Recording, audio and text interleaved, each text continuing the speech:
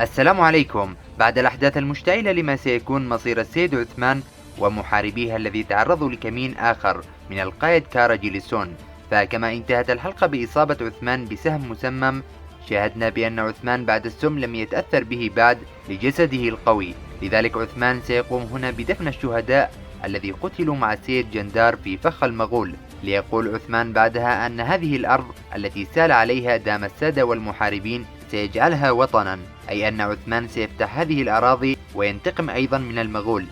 لذلك بعدها عثمان سيخبر السيد يعقوب بما حل بسوقه وتعرض ابنته غنجة بسم المغول، لقد يغضب السيد يعقوب ويتوعد إن حدث شيء لابنته فلن يترك المغول ولا الكاي دون عقاب. فالسيد يعقوب هنا لا زال في كبره رغم سقوطه في فخ المغول وإنقاذه من قبل عثمان، ولكن سيصمت عثمان السيد يعقوب حتى يصحوا ليتحدوا ضد الأعداء.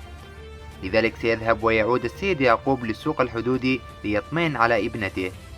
فعن عثمان فقد يبدأ تأثير السم عليه، ليذهب محاربيه للبحث عن الدواء أو العشبة المعالجة له، حتى يتعرض المحاربين لفخ المغول، لأن المغول يعلمون بأمر تسمم عثمان، لذلك سينصبوا لهم فخا.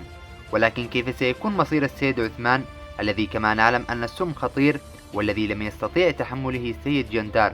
لذلك من المتوقع سيكون السيد أورهان والمحارب بوران مع عثمان، لأنهم لم يظهروا مع المحاربين في الغابة. فأتوقع أيضا قد يظهر الدرويش يونس أمرة ليعالج عثمان بعدما يعالج أو يحضر الدواء مع علاء الدين الذي سيأتي بالعشبة المعالجة من المناطق البيزنطية، فلذلك سيلحق أحدا منهم ليعطي عثمان الدواء ليتعافى حينها عثمان.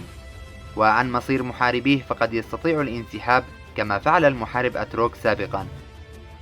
ولكي تتواصلوا بكل جديد اضغط زر اللايك واشترك في القناة وفعل جرس التنبيهات، ولا تنسي الصلاة على سيدنا محمد صلى الله عليه وسلم. والسلام عليكم ورحمة الله